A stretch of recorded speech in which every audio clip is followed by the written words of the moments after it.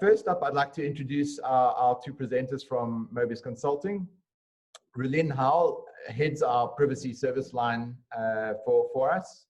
Relin has a wealth of experience in this area and a huge amount of qualifications as well. She has a CISM, CIP-T, CIP-M, CIP-E, and FIP. Relin also is not your typical consultant in that she's acted as a group privacy officer for an insurance company for a number of years. So she has that real world sort of experience as well as helping a lot of our clients through their journeys. Candice Jackson has also focused on privacy and third-party risk management in her 8 years of consulting. She's also got a number of relevant qualifications to her name in terms of CISA, C-Risk, and CGUITE. And Candice helps lead many of our privacy projects for us at Mobius Consulting. I'm going to hand over to you, ladies, for some of your discussion. Thank you. Good morning, and thank you, Pat. Good morning, everyone, and welcome to our very first Mobius Group webinar. You'll notice that this is not going to be the poppy webinar that most of you see coming out with the recent local South African poppy legislation coming into force. We're going to have a look at what are some of the international pitfalls and best practices that we should be following. And for now, the first section, what Candice and I will do is really start unpacking that. Before we get into that, I just want to take a step back and look at privacy then, now, and the future. So obviously, privacy is the ability for an individual to have him or herself or their information protected and make decisions about when they want their information disclosed. Now this whole realm of privacy came up, late 1800s. And I think with the way technology has shaped the world, there's a few considerations, requirements, and expectations I think all of us should just bear in mind as we go through this discussion today. Now, just a quick reminder, privacy, and when we talk about information protection, we're talking about personal information. So anything that's unique to myself that could identify me from a group of people or from a set of information. That includes name, surname, ID number, email address, and then when we get into sensitive kind of information, that's more around health-related information, children's information, and political status, etc. So keep that in mind as we go. Now, some of the considerations as technology has changed, globally over the few last centuries, from newspapers to manned telephones to the internet to social media where we are now, is that organizations have changed the way they're collecting personal information about us. Organizations have become almost dependent on the information about consumers to build their businesses, to market their products, and to become global players. Some of the requirements that have evolved, so with all of this information being exposed or being shared with organizations, there's been a lot of movement globally, and not only recently, for a number of years now globally, where countries as well as certain industries have started to implement and enforce very stringent privacy legislation or regulation. So when we talk regulation, I'm sure the term GDPR will come up during the course of today. So that is the European Union regulation that sets the tone for all the European Union countries to actually implement their legislation to give force to GDPR. And then locally, obviously, when you hear POPI, that's the South African privacy law. So just in terms of how the world has changed in collecting information, our expectations as consumers have also changed. So I know myself, I'm very selective about what I put out on the internet. However, recently, with the way the world is changing, working remotely, consuming more online services, that is changing as well. So I have an expectation for, when I use some of these services, I want to get the benefit from it, but I do want my information protected. So there's this world of organizations trying to use information in an ethical way that they should, the regulation and the legislation around it to govern what they do, and then consumers pushing their expectations as well. And I think going forward, as the world moves even to a more digital space and companies become even more digitized, this is just going to become a more and more relevant topic. So yeah, that's just a view of the very brief non-technical history of privacy. If anyone wants to go into any more detail, please DM me. And then just to kind of set the tone for the next session. So when you're listening to us today, going through some of the key pitfalls and going through some of the approaches we suggest to take or to prioritize, please don't find yourself thinking, am I doing the wrong thing, or am I going to fail? Is my program going to fail? By no means. We are just using some of the lessons we've learned. Remember that every organization is different in terms of operations, size, and then there are various factors that influence how successful privacy programs are implemented. But hopefully, as we go through this, everyone can actually gain something valuable. Now, what we're also going to do, just to keep it interactive, we'll be running a few polls. We'll keep it short, just to get some of your views and opinions on certain topics, and then we'll unpack that as well, and hopefully bring some of those conversations into the panel discussion as well. So with that said, I'd like to hand over to Candice to run our first poll.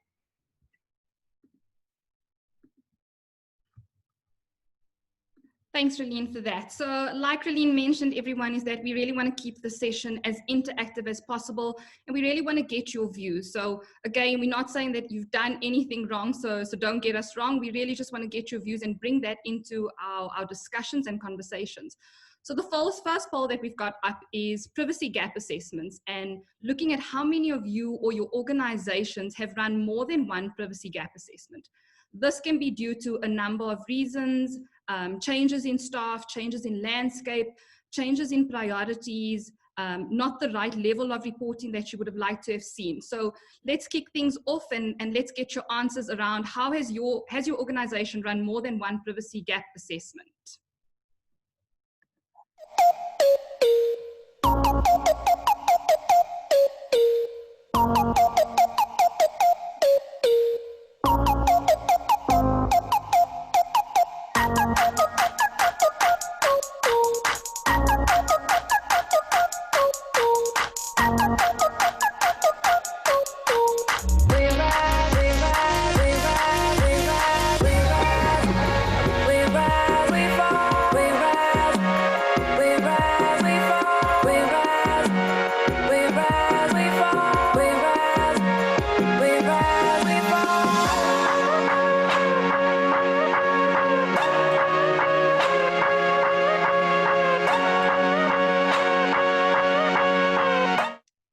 So let's stop that poll and let's look at what some of those results are looking like. So we've seen that 54% are saying yes, that you guys have run more than one privacy gap assessment, and 46% saying no. So the no could be that you actually haven't run one, or that you just have only run one privacy gap assessment on your privacy compliance journey. On to the next poll, if we look at this, really looks at privacy gaps. Now, whether you have or haven't run a gap assessment or looked internally, some of you already understand what those privacy gaps are. This could be either from a function or a customer-facing perspective. So you know that, okay, all my customer-facing data, that's really going to be my loopholes, and this is really where I'm going to see I've got some risk. Or we know some certain key privacy themes are going to come out. So we look at privacy governance. So you don't actually have anyone appointed at your information officer or your privacy officer role, or even you could look at third-party risk management being one of those key privacy themes where you know is already a gap. So let's launch poll number 2 and look at, does your organization know what the biggest privacy gap is? So specific business operations such as HR, or like I said, your customer-facing side, or privacy themes that pose a high risk. Let's get your views on those.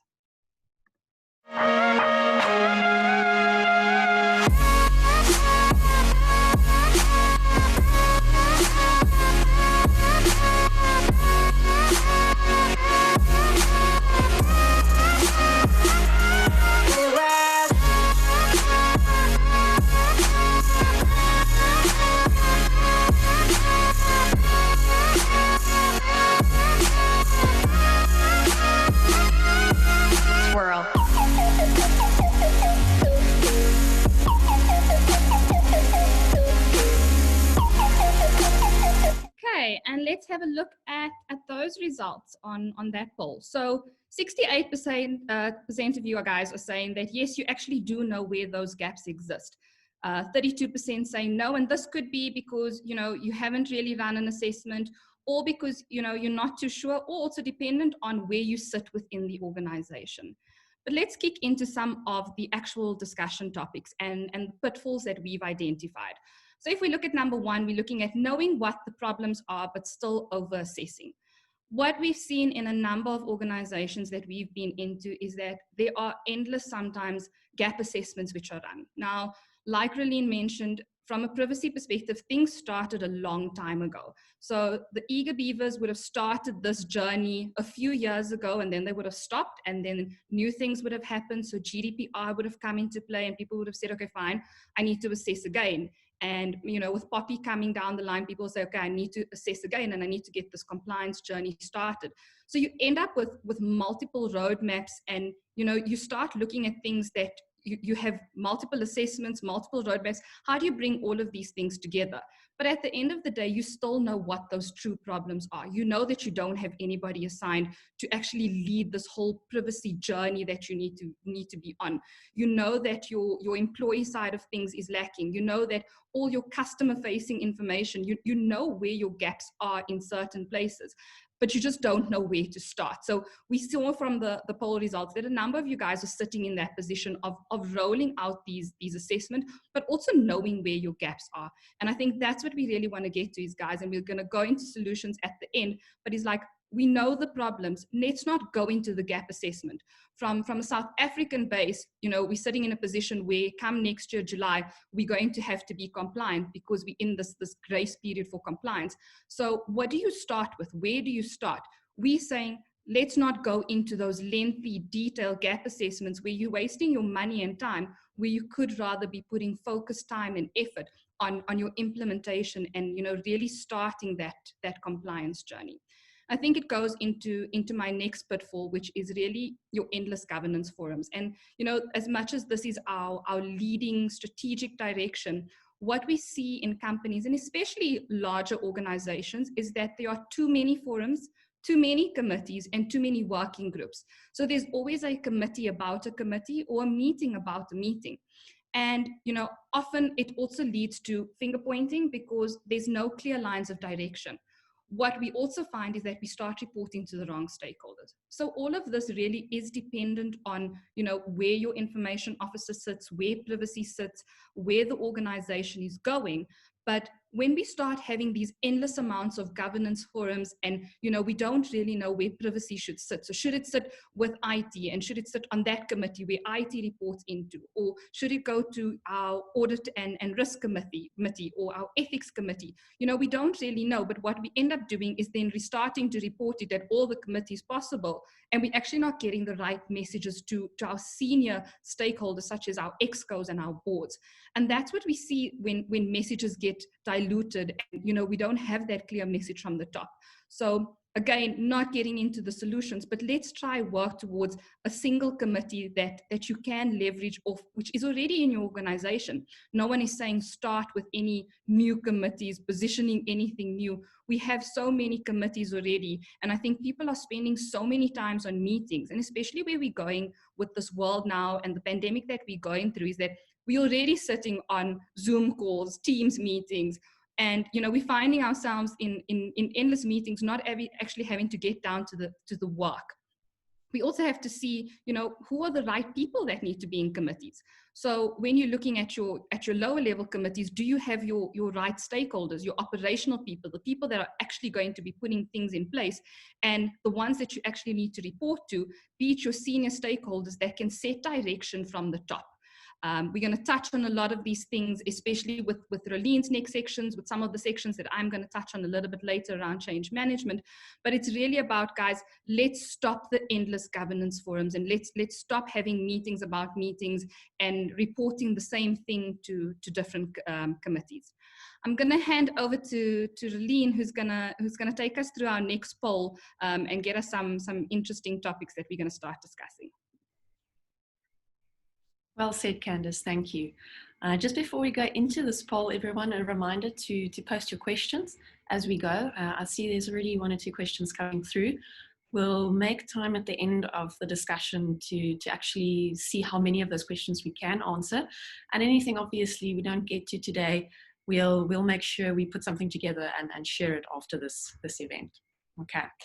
So given what Candice has now said around, endless governance forums, and everything that's happening, I think an interesting question I always have is, where do you feel, and we'll launch this poll in a moment, where do you feel the role of privacy should sit, either within your organization or in general? So let's see what your thoughts are, just knowing what the role entails, and then we'll look at the results.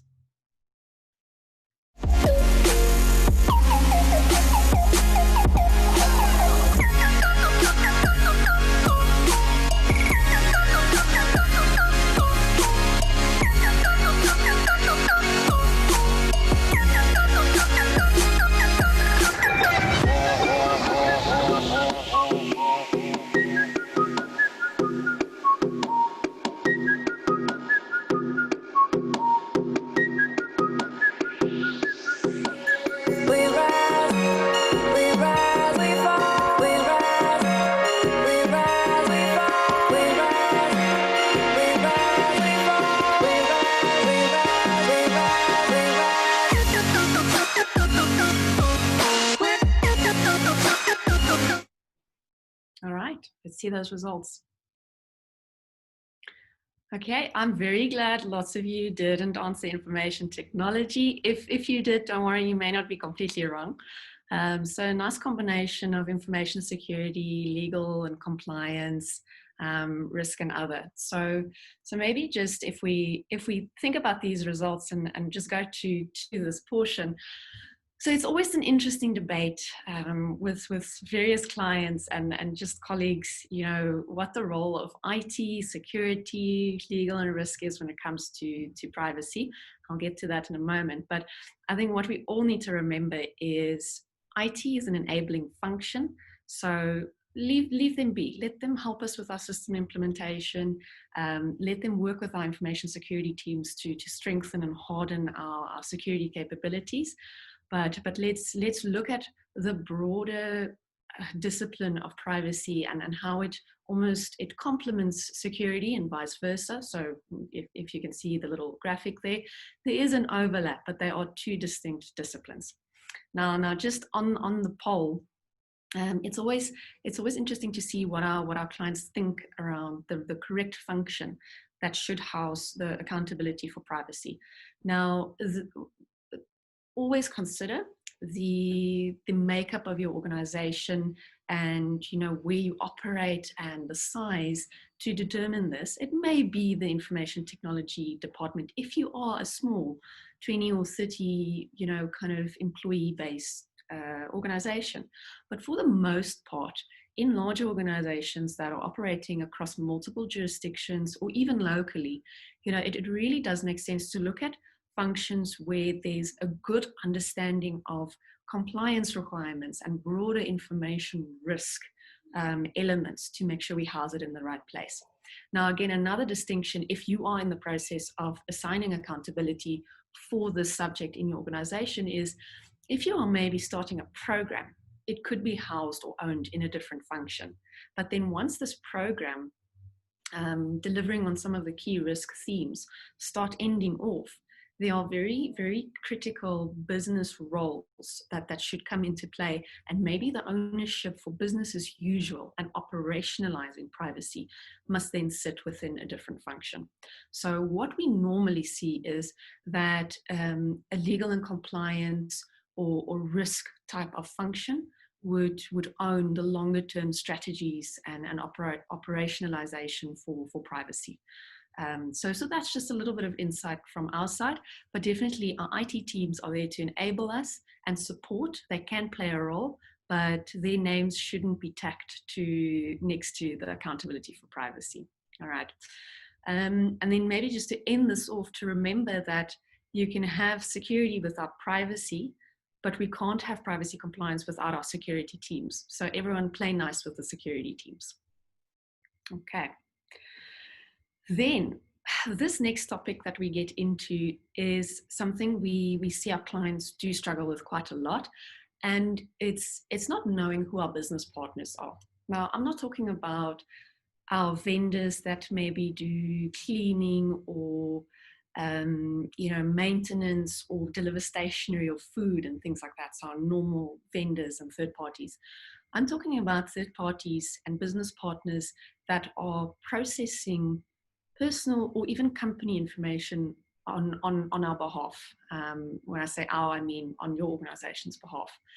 If we don't have a clear view of who those individual entities are or group of entities, we don't know what information we are either unwillingly sharing or whether that information is actually being properly managed and protected within those organizations.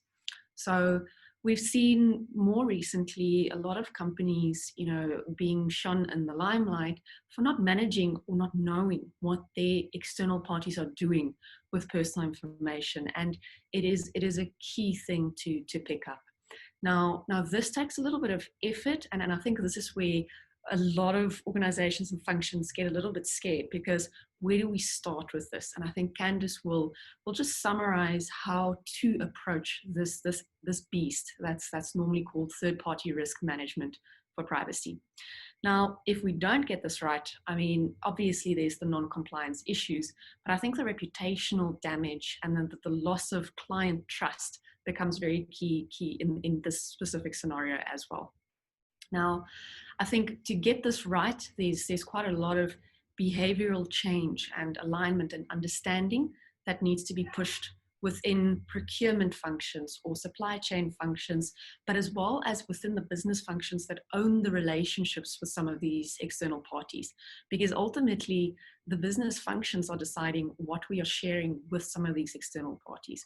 Now, that in itself is a bit of a change journey. So leaving that kind of portion where it is, I think if we do look at our last poll, bearing with us here, just to contextualize what we want to ask here is, we've gone through a few themes, not all of the privacy risk themes that we would necessarily want to assess or recommend to our clients, but change management and really positive behavioral change management, so people changing the way or employees changing the way they work with your organization's information. Do you feel that your organization have implemented enough and proper communication and using the right channels to actually affect positive behavior change? Let's give you a moment.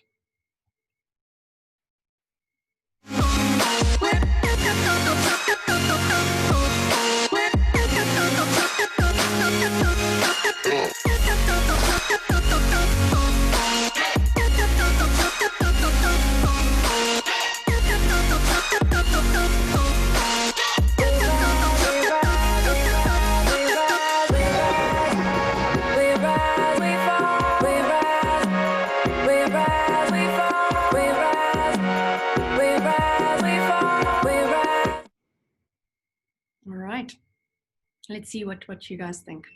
All right, so yes, so that's really positive to see. In terms of, I think this is one of the biggest pitfalls.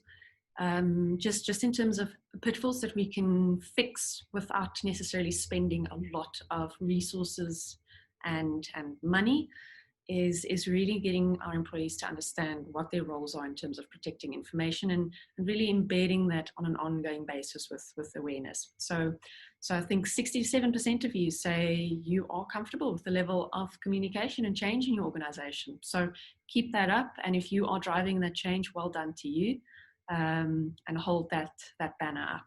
All right. So with that, I will let Candice just wrap up this section and go into some of the solutions.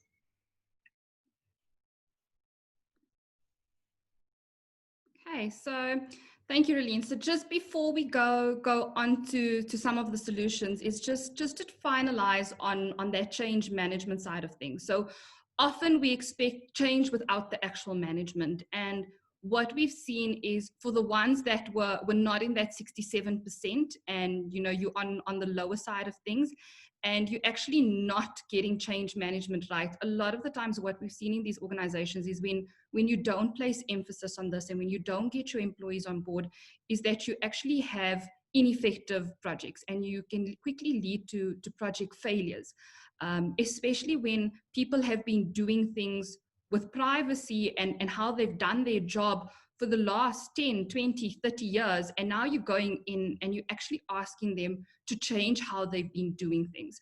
When we start the assessment, a lot of the times we've got to go into an organization and tell them that we're not asking you to change your business. You know, a lot of the times, because, you know, direct marketing, sales, contacting people, people's information, the business becomes reluctant because they don't understand the change that actually needs to happen. And as soon as you start talking to the operational staff who deal with the information on a day-to-day basis, they then start seeing, okay, guys, I'm not ready for this journey. So if you don't have that change management, and if you're not taking it from an operational to a management to an executive level and really getting targeted change management for all of those levels, and you're just trying to do the same for everybody, you're going to get reluctance at different levels. What executives deal with and the information that they have access to and how they need to act responsibly is very different to somebody who's sitting operational, who's sitting in the business, working with these files on day-to-days, onboarding employees or contacting customers and how they need to act, our call center staff, what they need to be talking about.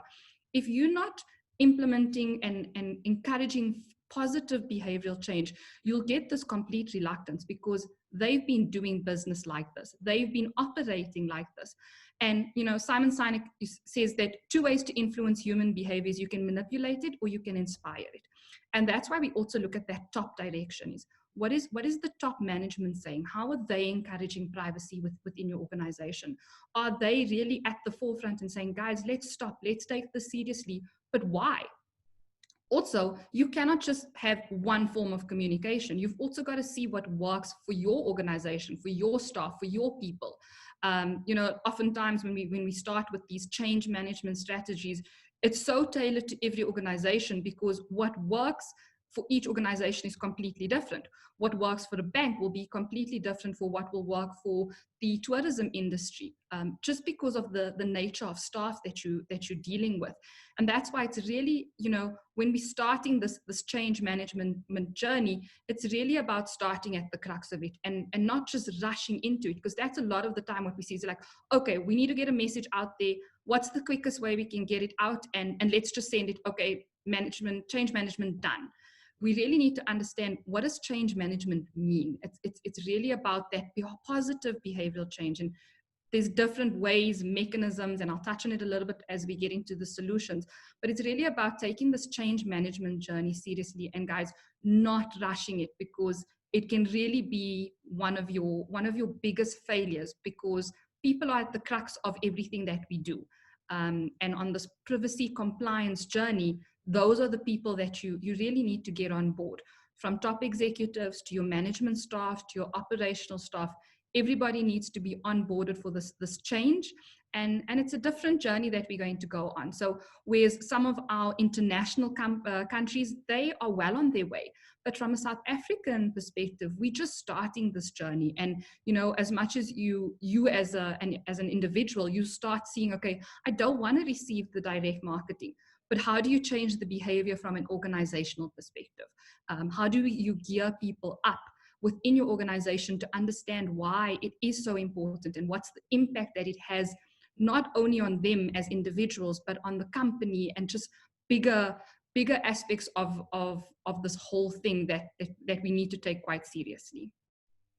If I move onto the next slide, which is, we've gone through all of our pitfalls that we've identified are key that people are getting a bit wrong. So we're not saying if we've highlighted or touched on anything that you are doing, we're not saying, listen, you're on the complete wrong journey or wrong track. It's just some pointers that we've obviously picked up, and, you know, those are 5 pitfalls that we've highlighted. So if we just look at some of the solutions, so looking at the first point, starting with inventories or leveraging off inventory. So our first pitfall really touched on let's not go into lengthy gap assessments. So from a Mobius perspective, what we've done is we've really created a personal information inventory. And this is where you can really kill a few birds with one stone. And this is taking that personal information inventory, which generally looks at all the processes that you have under a particular function and what information fields or what information do you collect under that process. We've taken this a level extra and started saying, okay, fine, as part of these personal information inventories per process, let's start unpacking a little bit more. Let's start unpacking what are the systems that are involved in that? What security is applied to that? How long do you retain that personal information for? Are you sharing that information with third parties, or are third parties providing support with this process?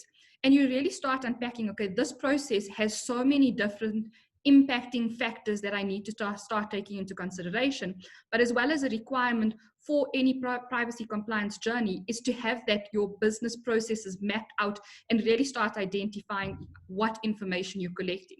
So with just leveraging off inventories and starting with inventories, you start identifying gaps. You start identifying, okay, this is all the information I hold within this process. You start identifying if you're holding any excessive information. So you really start getting this full picture that you would have gotten from a gap assessment, which is generally at a more corporate group, higher level, company level. Whereas now when you're going into the inventories, you're going, okay, fine. For HR, under recruitment, these are all the types of information that I'm actually collecting, processing, storing. These are the third parties involved. These are the systems I'm using. I'm actually not doing any protection. These are other departments that are accessing this information. So really you start unpacking this so much more than what you would if you had just done a gap assessment. Okay. Point number 2, leveraging existing committees, forums, working groups. Now I know with Rolene and I, often when we present, we get so excited about starting to talk solutions that we already, when we're talking about our pitfalls, we already start giving what are those solutions, what can you start doing? But it's just something that excites us, and we're here to help. And that's the point of the whole webinar today, is really to give you these points. So if we look at leveraging existing forums and working groups, is that often we go in, and large organizations, small organizations, you guys will have committees and working groups or forums that are already in existence. Regardless of where privacy sits, your role as either compliance or legal, or even if it has to sometimes sit at your operational or IT level, or IT has an impact, you're reporting on this already somewhere. Why not leverage those existing forums? Why not use the current meetings that you have and put privacy as a line item? What do you need to discuss? What decisions do you need approval on? Because already as part of those committees, you're discussing business operational items. And privacy should not be seen any differently. Privacy should be seen in the light of being one of those operational items that, yes, in the next few months, in the next few years, we're on this journey to become compliant.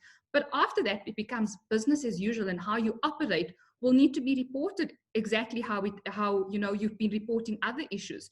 So leverage those, find those existing forums, committees with the right stakeholders to give you the key decisions that you need, but also to operational privacy as quickly as possible within your organization. Number 3, know what role IT information security plays. Now I know Rolene touched on a key few points here already, but really IT plays and information security plays that very high, that technical enabling function to the organization. They are so key within any privacy implementation project, because obviously a lot of where we're going with the world and our digital information, they have to help us. The security around it, they're going to be the guiding force in telling us what to do. But obviously they can't, and they don't own that business information, so they won't be able to make the decisions on behalf of how information needs to be protected. They'll definitely give the controls that it needs to have. And that's why placing them in the right position, but still having them as our key guiding force and go-to people. So any working group or forum that you have, IT and information security definitely needs to be a part of, and they really need to play the role of guiding, when input is required from policies, and actually making sure things are implementable and practical. That's IT and information security. So like Rolene said, be nice to them, because guys, I can't tell you how much we've gained from IT information security roles, especially where it may sit within a legal and compliance function. And IT needs to help us to really implement a lot of the controls. And that's why a privacy compliance journey is not short. It's a long-term journey, especially where IT and information security would have to have certain systems and encryption and security safeguards and data loss prevention and protection systems in place to make sure that they gear this whole privacy compliance journey with everything that's required from a business perspective. So again, let's be nice to them and let's play nice with IT and information security. Point number 4 looks at finding a mechanism to manage your third parties. Like Relene mentioned, this is a beast.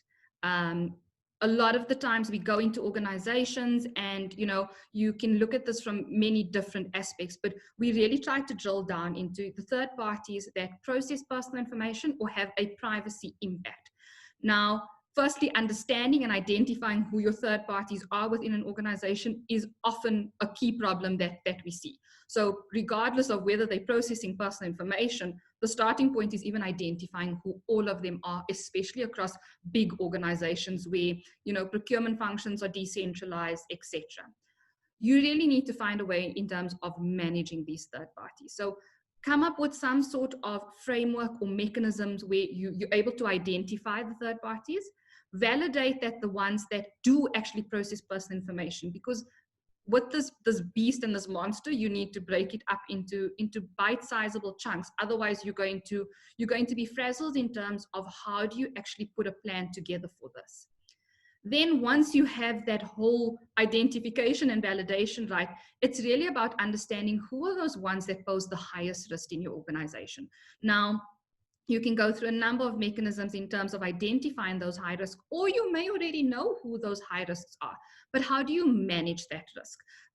Often we go through due diligence exercises and really run some sort of assessment to validate and verify controls that these third parties have in place, because we know they're high risk. We know they're processing our personal information. We just now need to make sure that they protect our information the way that they need to. A lot of the time, and a lot of breaches that we've seen, a third party is being involved, and it's about being forward thinking and looking at this before a breach comes knocking on your door and it's related to your third party, when you could have put some of these controls in place. And due diligence is a key one, and obviously also making sure that your contracts protect you in the right way, having the right clauses, making sure that when you terminate the service that you actually get all of your information back. So again, managing your third parties, and especially your high risk third parties, critical, guys, and really an important journey that needs to be started, because it takes time, especially if you want to start rolling out these due diligence and contract updates that need to happen. And then number 5, find effective change management solutions. Again, do targeted change management, do executive management, operational training and awareness. So when you're trying to change that behavior of individuals, you've got to tell them, okay, this is what it's about. Why is it important, and why is it important to me? Not only why is it important to the organization and how is it going to benefit the organization? Because privacy hits so close to home, and you can relate it to all of you can take yourself as an individual. And Relene started the conference off with, okay, well, this is what I put out there, and I want to do online media and I want to shop online, so I'm going to put my information, but I also want it protected.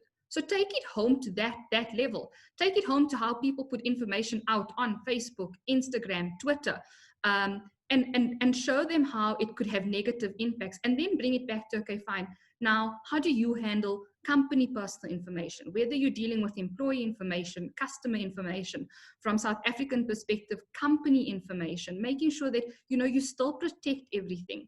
But if you don't do change management effectively, like I said, really it will lead to some sort of failures later down the line, and biggest loopholes are often our people within our organization. Don't always go with the stick approach. I attended a webinar about 2-3 weeks ago, and one of the key points was stop and listen. And sometimes maybe it's about just doing that, stopping and listening to what our staff have to say, is that this is an effective change management, and try different things, videos, posters, newsletters, do gaming with it. Gamification has become such a key part, but really let's try different mechanisms to have effective change management. And like I said, listen, and with that, I think we've got some key industry panelist experts that are waiting to share their experience with us. So what I'm going to do is I'm going to hand over to Patrick, who's going to introduce us to our panelists, and let's have a listen to what they have to say to us. Thanks, Candace and Relin. That was very informative, and I hope the audience got a lot of value out of those tips and tricks and guidelines for their projects. I'd urge you all, we've got quite a few questions that have come through. This is the opportunity to pose your questions through to our consulting team, free consulting here, and also to some of the panelists that are looking forward to answering your questions. So just use that Q&A button at the bottom and push your question through, and we'll try our best to answer them. So yeah, we as I said in the beginning, we're very, very honored and privileged to have 4 subject matter experts in this space that we've worked with at our clients, and they've agreed to come through and join us on this. I think it always makes for a more interesting and more real webinar when we can have the consulting view, but also the real world sort of practical view from, in this case, our clients or from industry. So first up, we've got Nita Smith from City Lodge. Nita's the divisional director for IT. Nita graduated with a BSc degree from University of Cape Town, and she's completed a leadership development program at Gibbs Business School. She joined City Lodge Group in September 2018 and is responsible for IT strategy and IT operations. Her team delivers on the group's vision to enhance the guest experience at its 62 hotels in South Africa and South and East Africa through innovation and leading edge technology.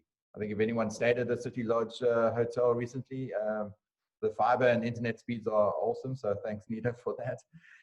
Prior to joining City Lodge Group, Nita was operations manager for emerging Africa at Dimension Data, overseeing 16 operations. So quite a responsibility there. Welcome, Nita.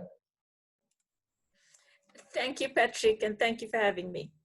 Pleasure. Next up, we've got Varosha Maharaj from Discovery Vitality. Varosha is the information security manager. Her background spans over 10 years of experience across information security, risk management, digital forensics, and fraud detection. Varosha, camera. She's accountable for managing information security and cybersecurity for Vitality Group, including the Vitality Wellness Program across 24 markets in the US, UK, EU, and Asia. I think definitely one of South Africa's success stories there, Vitality, and how it's performing across the world. Varosha successfully drove the efforts for GDPR compliance and continues to drive alignment of business objectives, information security, and data privacy. Varosha, thanks for joining us. Good morning, Pat, and thank you for having me contribute to this exciting topic. I think there's 106 people on the call, and I think there's a limited group of people that find this topic exciting. But I think we need to kind of rally together and share information on that. Next up, we've got Vishala Pandey from Barloworld Equipment. Vishala is the head of ethics and compliance. She's held this portfolio for the last 5 years, and prior to that, she headed up Eskom's procurement and supply chain policy and compliance function. Vishala has extensive governance, risk, and compliance experience in the engineering and heavy industry sectors, and she's implemented end-to-end in-house compliance function at Barloworld Equipment. Vishala is responsible for regulatory compliance across 11 Southern African jurisdictions, which includes the implementation of POPI and privacy regimes across Southern Africa. Thanks and welcome, Vishala. Thanks, Patrick, and thank you everyone for giving me the opportunity to participate. And last but very much not least, we've got Mohammed Patel, who we've worked with for many years in different companies. Mohammed is currently at Hollard, and he's the group head of compliance. Mohammed was previously the privacy officer for the Old Mutual Insure Group, and part of his core responsibilities is ensuring compliance with all relevant legislation, and he therefore brings a wealth of knowledge in terms of understanding the pitfalls and quick wins in the implementation of any implementation, in the implementation of any legislation, in this case, POPI and privacy and GDPR. So thanks, Mohammed. Look forward to getting your views.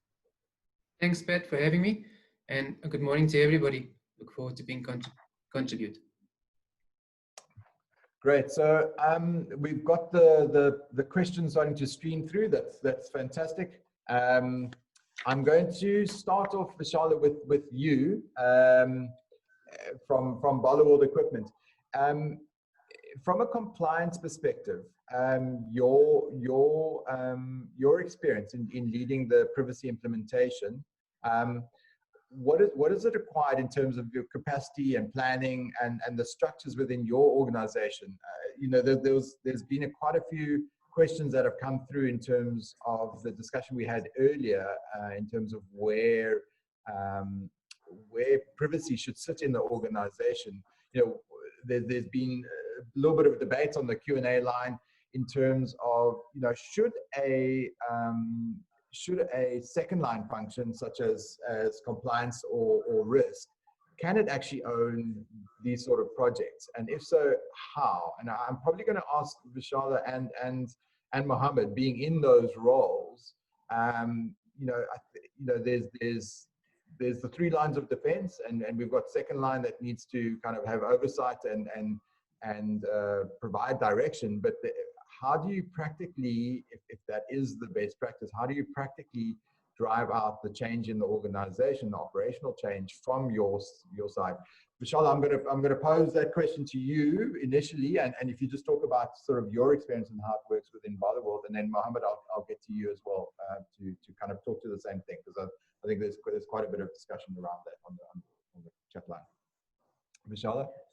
Okay, thanks, Patrick. So I think at Bollywood Equipment, firstly, for those who don't know what we actually do, we're a first-tier earth-moving equipment, a supplier into the mining, energy, and construction industries. So just from an industry perspective, we operate quite differently from financial services.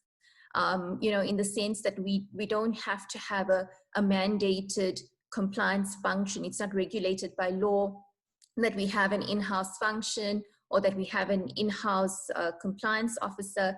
But obviously we've set one up across the group, across the Bollywood group, knowing very well that regulatory risks are real risks. We operate across multiple jurisdictions.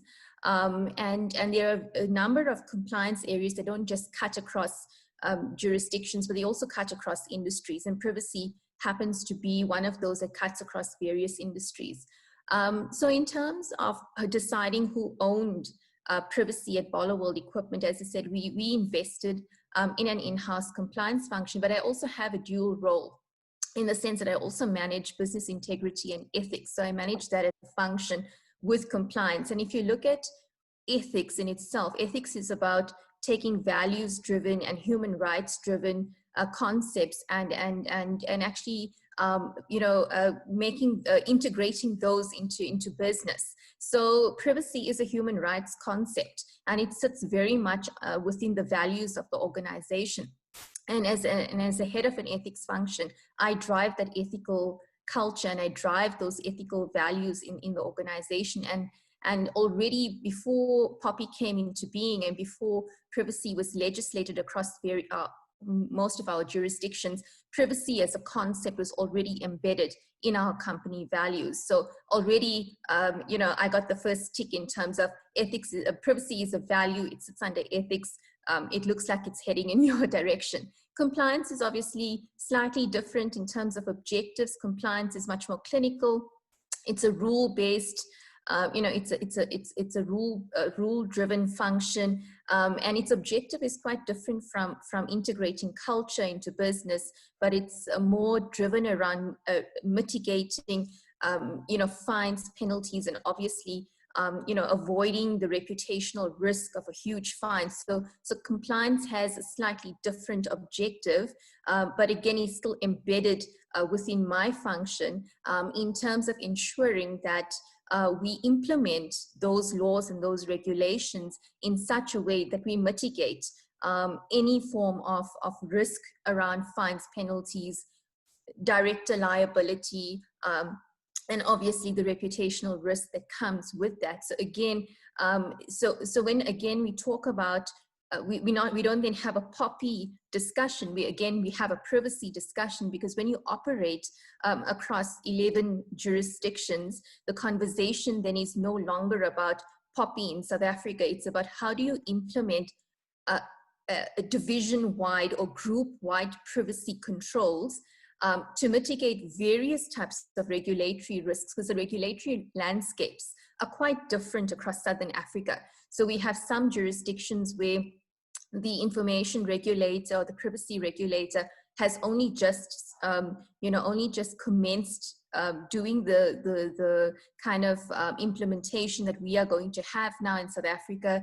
And in other jurisdictions, strangely, you have like a jurisdiction, that has had privacy laws way before South Africa.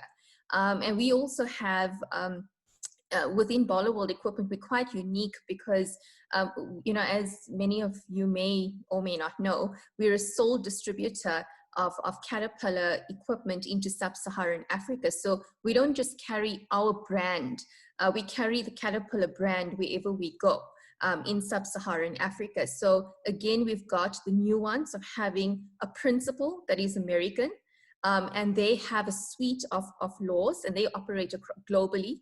So we have that nuance, as well as the fact that a lot of, we also operate an office out of the UK as well. So again, you have the nuance of the GDPR. Then you had Brexit that also hit our world, and whether the UK is going to fall within GDPR or have its own, regulations around privacy. So all of that culminated in the fact that privacy sat as a regulatory risk and as a values-based risk within the ethics and compliance function.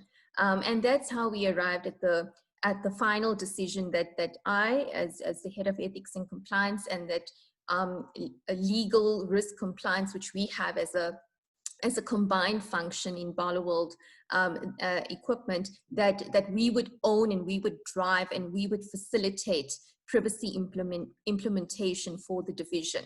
So I don't know if that gives you a kind of an overview of how we arrived at that decision and how our industry operates. It is quite different from financial services. We do have different nuances, different partners that we work with, and all of their kind of regulatory landscapes hit our world. And that's how the decision was taken that the risk sits within ethics and compliance. Because you also think about it, if there's a breach, who has to remedy the breach? Because the breach is then sitting in the regulatory landscape. The breach becomes a legal breach. And that is how there is that huge interface with legal and compliance as well. Thanks, Vishala. If Mohammed, from a Hollard perspective, if you can maybe compare and contrast, I think specifically, the question was in terms of, an independent function like risk or compliance, kind of how can you drive? I think Vishala's outlined from a Barloworld perspective how that's implemented, maybe more in the financial services where there's more regulations and more sort of big sticks in terms of compliance. How does it work for you?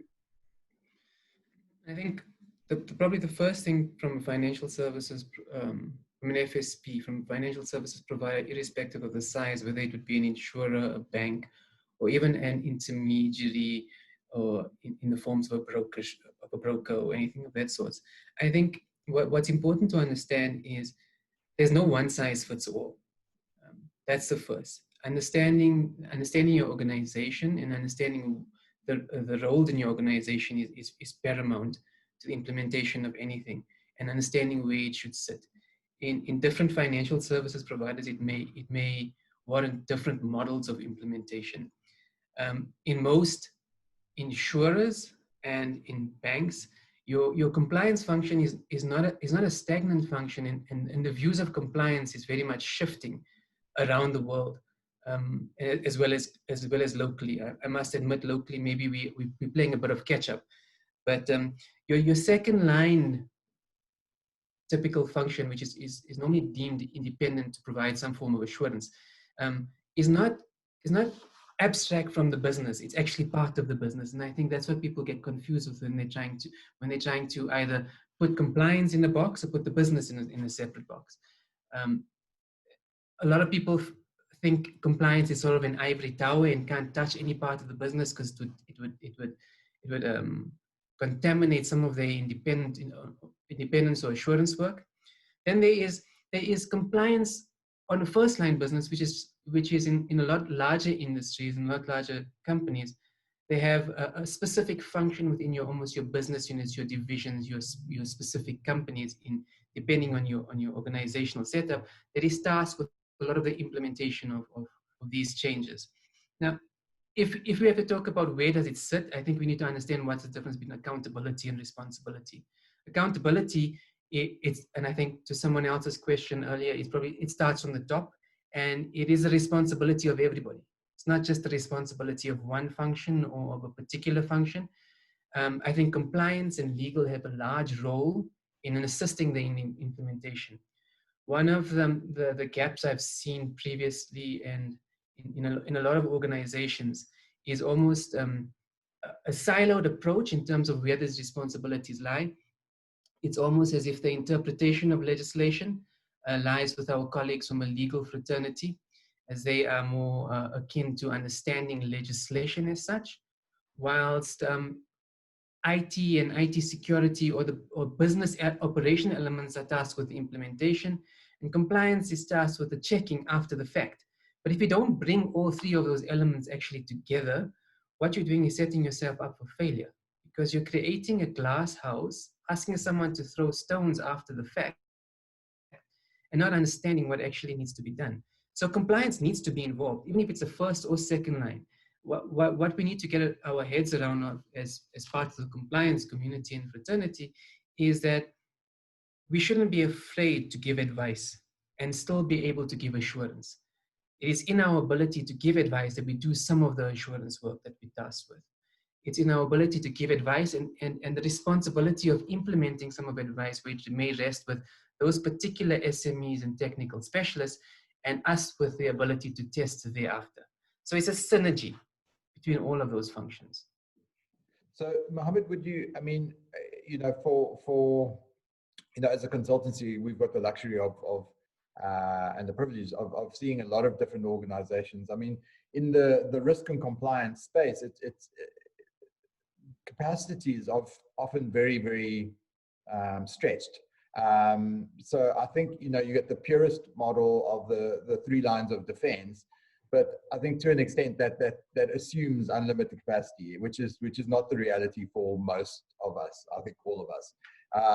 So yeah, we see that quite often, that particularly the second line of defense, which is your kind of risk and compliance and internal audit, etc., are often getting pulled far more into the business to advise, and I think for me that makes sense, because we don't want to sit in second line and go, oh yes, that went wrong and that went wrong. I don't think anyone wants that for the company that they work for.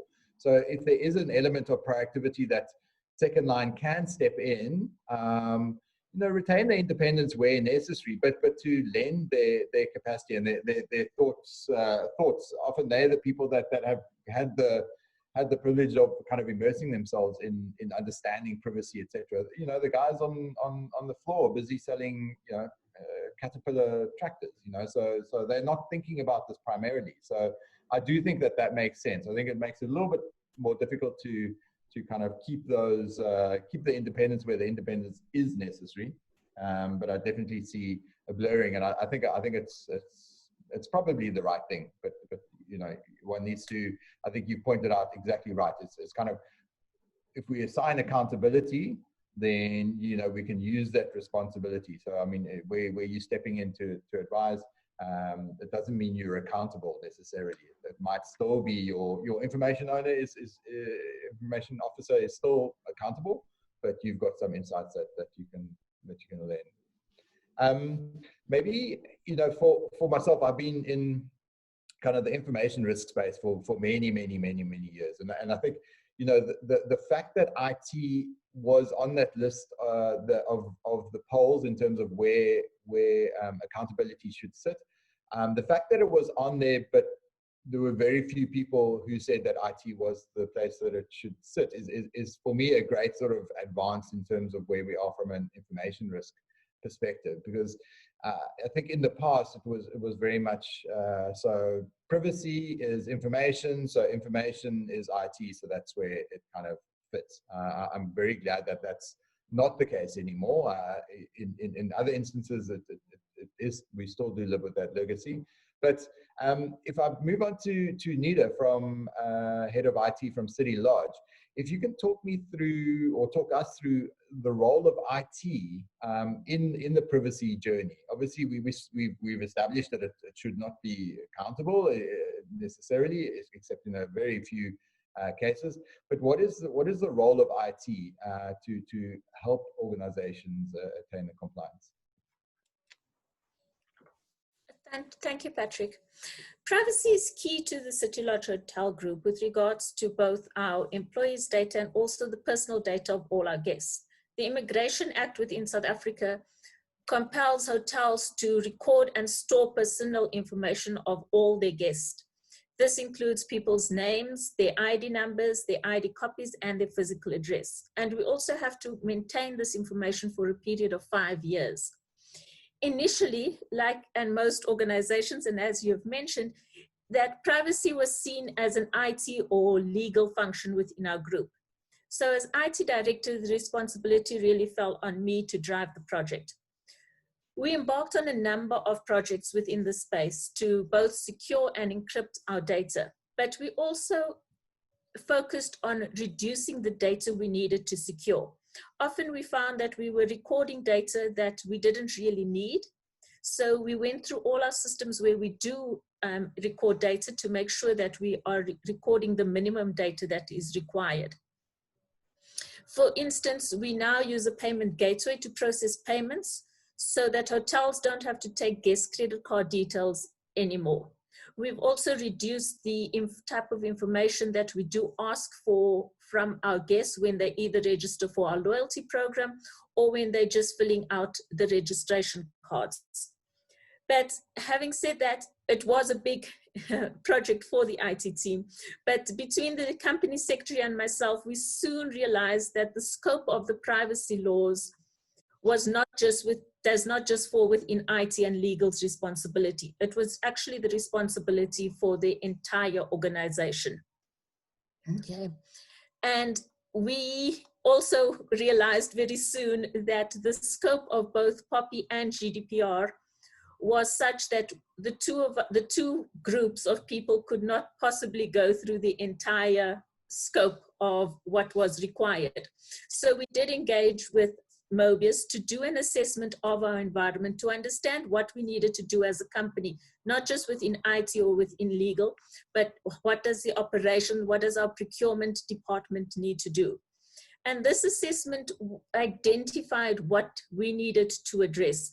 And it was very granular to the point of detailed actionable tasks so that we will be able to allocate these to the various departments. The output of this assessment also identified that while IT is key in securing the data, it is more, we needed to spearhead the project around the operational side of our business, because that was equally important. Changing, as mentioned before, changing the employee's mindset was key, and most of our people work within our operational department, and also changing our processes in how we collect data and how we disseminate data. And my advice to anyone who's starting those journey or has just or is in the early phases of a journey is to understand what is required for your organization. While it might seem obvious that it is an IT function or it's a legal/compliance function, we found that we needed to actually put our ops director as our privacy officer and have him drive this whole project with legal and IT supporting him. Thanks, Nida. It's always quite interesting to understand the link between IT and privacy and what role IT can play.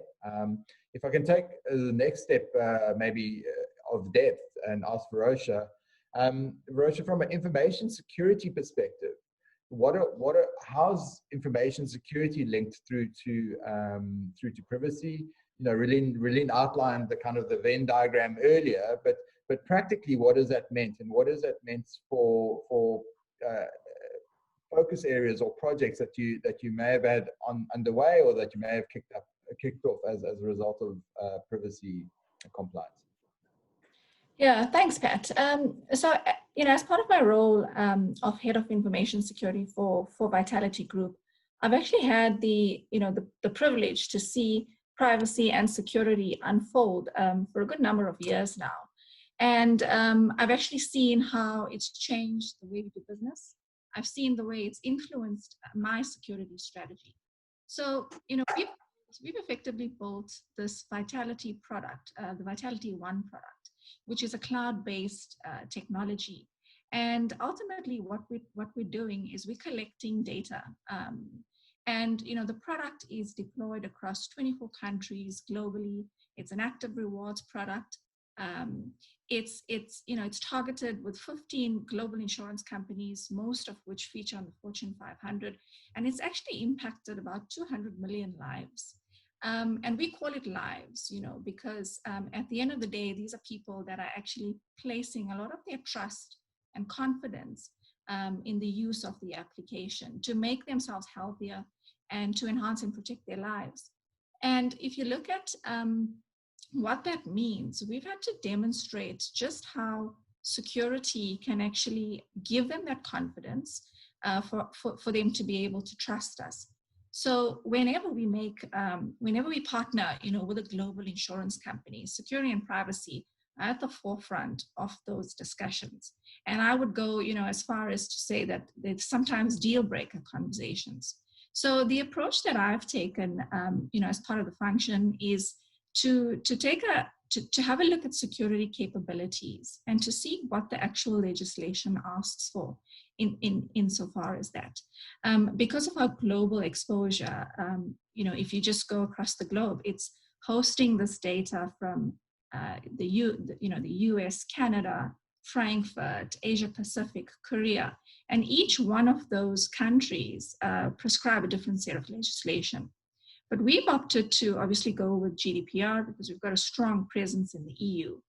And so what I've had to do is to build security capability. So think about things like identity and access governance, encryption, you know, data classification, cybersecurity incident response. These are core tenets to a security program, but what it actually does is it bolsters the privacy requirements, and it's a great elevator pitch because we've recently, through the help of Mobius, have become ISO certified. And in going through and navigating through those interesting opportunities and challenges, we've managed to kind of kill two birds with one stone. So for me, from my perspective, I actually, my daily tasks or my job is actually, you know, quite jam-packed with privacy discussions, security discussions. And the easiest thing for me is to, you know, work with those teams. We've now recently built up a privacy function, and to go back to your security basics, because in the event of a data breach, we find that, you know, they're not looking specifically for, they're looking for the breakdown in the security control. One of the challenging things, Pat, that I've had to navigate through is in incident response, you know, and making sure that you can have preventative controls and detective controls. But if you aren't able to respond and recover in the event of a data breach, you know, that's a very difficult conversation to actually have, especially with our members in Germany specifically and Japan. And so, you know, we have to demonstrate from a security perspective that security capability is at the very heart of our business operations. Thanks, Rosha. I think something that we've seen quite a bit of discussion about at our clients is how do you manage some of those processes, such as data breach, incident response, when everyone's sitting at home. You know, it's quite different if you're in the office and kind of can call everyone into a war room. You've got all the notifications, all the systems at hand. But you know, some of our clients or some customers haven't necessarily transitioned that way of working, or the access to those systems across into this working from home that we're forced to do at the moment. So I think that's a very topical thing at the moment, is the cybersecurity incident response, and practically how it works at the moment. A word that you used there that as you said it, kind of resonated with me, and kind of reflected on what a lot of the other people had said, is the word trust. And I think that for me is such a critical thing that we need to keep the focus on. You know, the reason we're doing this is privacy is there to you know, to make sure that personally identifiable information is obviously kept private. But ultimately, from a corporate perspective, we want to make sure that we've gained and protected the trust of our end customers. Because, you know, I think although some of the regulatory fines that we've seen are massive, I think those pale into comparison when one compares, you know, if there's a breach or there's a lack of trust for our end customers in terms of our systems and how we guard their information. I think not in the short term, but in the kind of the medium term, that could be a deal breaker for a business, which, you know, makes the regulatory fines kind of pale. So I think for me, that's one of the critical principles that we need to kind of bear in mind is how do we, you know, make sure that we've got this trust in the system, and make sure that we're doing that for our end customers at the end of the day. One of the questions that came out, and I'm just going to put it out to the kind of all panelists, and whoever kind of wants to answer first, what sort of assurance can we get around privacy? We're talking about privacy programs here, and we're talking about helping organizations and having projects to attain kind of privacy compliance. But what sort of assurance, or what sort of kind of audit is one of the questions. What kind of audit would be applicable to make sure that one is, you know, compliant with the privacy legislations, and maybe what are some of the key controls that you would think would be applicable? Mohammed, I see you kind of moving forward. I can try and help you answer that question as a start. I think what's important to understand when providing assurance work on a piece of legislation specifically that is to be implemented is that there's two phases of assurance that kind of need to take place. And you could either do that via your internal audit, or you could do it via your compliance functions. Because it's so closely linked to regulation, I think a lot more companies are more comfortable doing that via their compliance functions. But there's also then two approaches in terms of how you could possibly do that. There's an adequacy review and an effectiveness review. It's difficult to determine effectiveness until something is fully embedded, and you wouldn't want to do a piece of assurance work and wait after the fact to try and pick up errors. You'd want to do an adequacy review prior to the implementation. So the first step is probably to think around an adequacy review. Having thought of that it is an adequacy review and not an effectiveness review, I would plan my assurance activities around some of the key project. If it was implemented via project deliverables, I would think around probably what is the governance that enables these responsibilities to be given effect, to operationalize a lot of these requirements.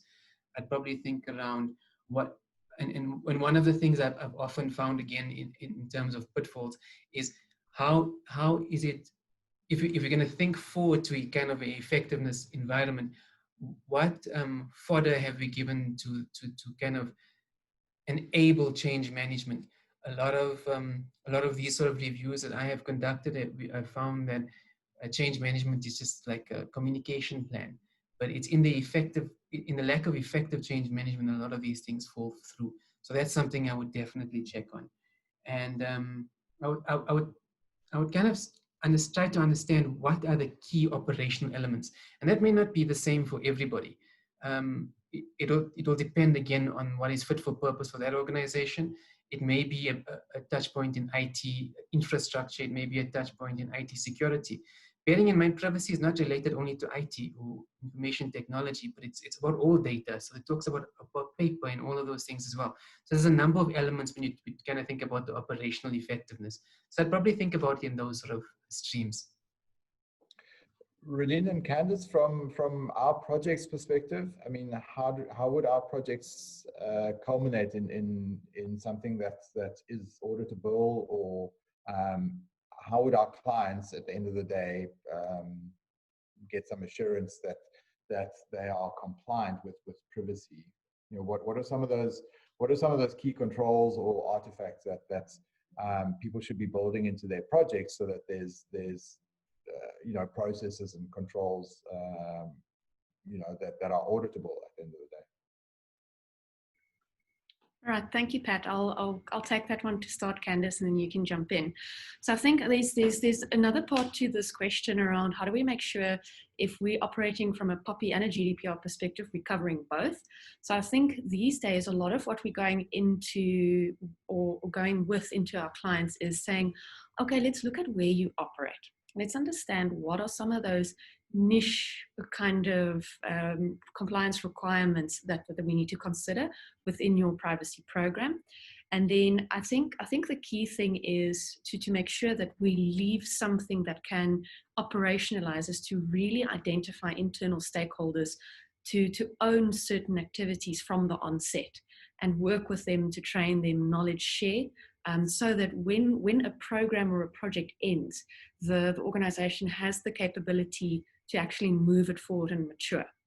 Now, one of the things we normally leave our clients with, and we don't do this in isolation, we work with a compliance or an internal audit team to compile this, is called a compliance risk management plan or a control risk management plan.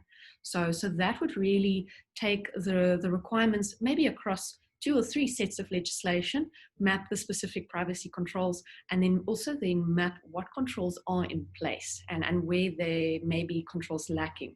Now, I think that becomes very important to Mohammed's point, and to making sure that there's independence or independent monitoring, is to take a plan like that or a control framework and then start monitoring and maturing as the organization implements.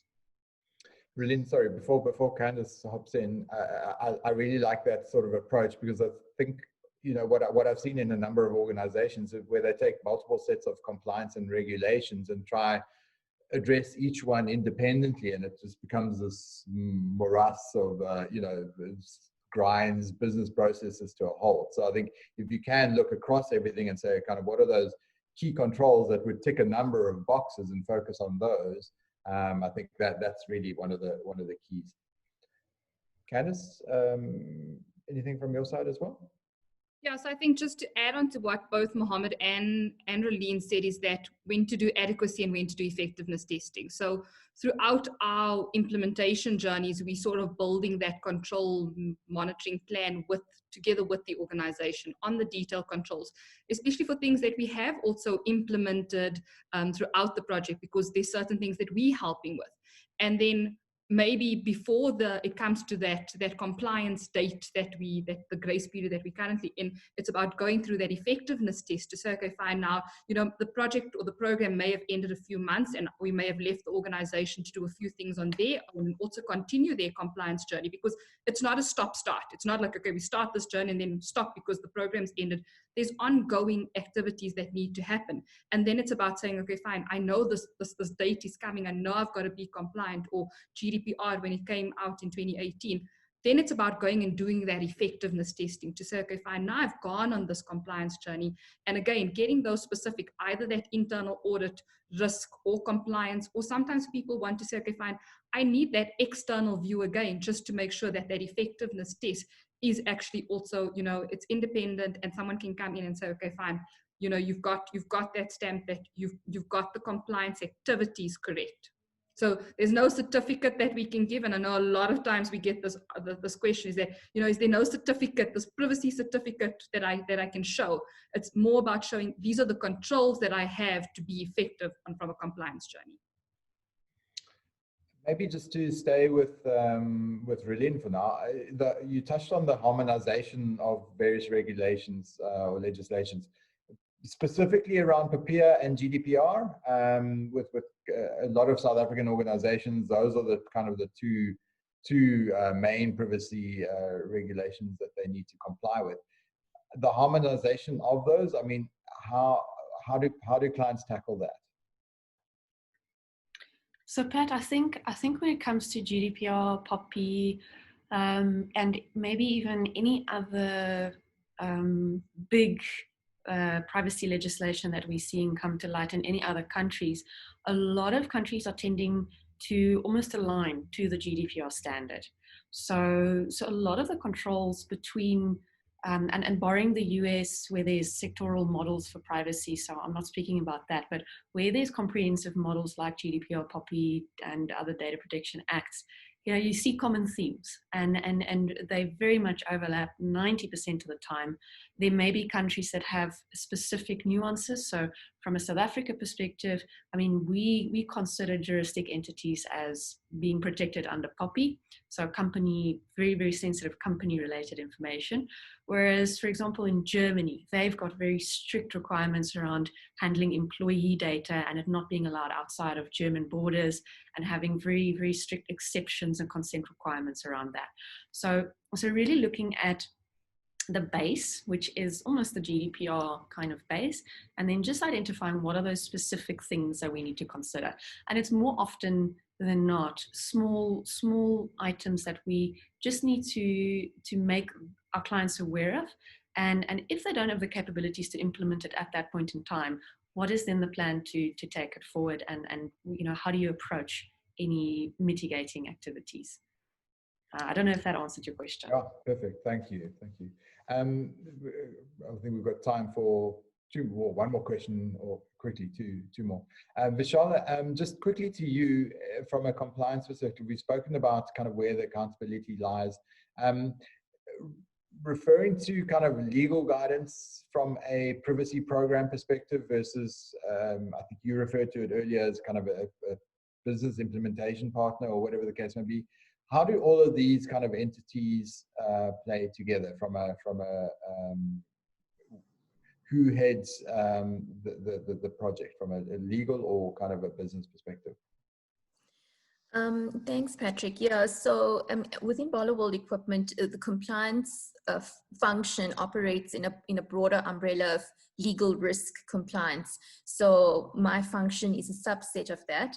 But in terms of strategy on how we would implement, and you know, the role of legal versus the role of compliance, obviously legal, when we speak legal at Barloworld Equipment, we're talking about transactional legal. So these are our legal advisors, the deal makers, the negotiators. They are concluding contracts with customers, etc. And so they sit in the transactional space, and compliance is more around, as I mentioned earlier, it was about the management of regulatory risk in the organization. And how do we marry all those kind of moving parts and those elements? And I think all the panelists, as well as Candice and Rolene, all alluded to the fact that, you know, privacy is everyone's business in the organization. The risk is not just sitting with compliance or legal. It sits across the organization, but I think it's about driving the agenda. And I think in our organization, compliance was ring-fenced to drive the privacy agenda for the reasons that I spoke about earlier. But I think in terms of strategy on implementation, I think it's coming across this panel discussion, it's a cross-functional, implementation. It's not a compliance implementation. Obviously, there has to be someone who leads. And so in my case at Barloworld Equipment, our departments are not big. As I said, we don't operate like financial services. So that while there is an investment in a legal and risk and compliance function, we're not sitting with large, numbers of resources, and we could hand this over to somebody to just run with it. We had to strategize to say, if compliance owns it, how is compliance actually going to run with this, bearing in mind that many of us run multiple portfolios? I don't think there's anyone sitting in a large corporate that just does one activity. And there's many large corporates, they're not just running one project, they're running multiple projects. So when this becomes a project in the organization, it becomes an implementation project that someone has to own and drive as the project lead from the organization. But at the same time, you know, as much as you have the interface, information security, and you have... So, sorry to interrupt. I'm just conscious of time here. We've got 1 minute left. Okay, perfect. So the long and the short is we just decided to have an implementation partner because that fast tracks the compliance. Thank you. And so that was the decision to partner with Mobius, because that gave us the traction to fast track the program, simply because there wasn't going to be enough in-house capacity. Okay. Thank you. So thanks to all our panelists. I hope I hope the audience has been given some valuable input there. I think, you know, in summary, this is a complicated topic. There's many stakeholders, there's many functions of the business that needs to participate. There are many elements of projects that need to be given the attention and given the support. But it's a multi-dimensional solution that needs to happen. And I think, you know, both Candice and Relin and a couple of the panelists mentioned, you know, that whole change management aspect of, you know, how we get people along and understand their role is critical. We're at 10:30 now, so I need to just wrap up. I just want to thank everyone for attending. We've had a fantastic participation. Please follow us on LinkedIn. There's a number of Mobius Consulting LinkedIn pages. Follow the one for South Africa, Mauritius, or UK, wherever you're closest to. We put a lot of knowledge sharing out there. And we will definitely be doing more of these sort of webinars on topics like privacy, cybersecurity, information security. We will be sharing a link on our YouTube channel to this discussion. If you do think that some of your colleagues might have benefited but couldn't have been here, we will share that. And I hope you had a good session with us. I hope you got some value out of it. I wish you a very good day and all the best with your privacy projects. Thanks for joining us.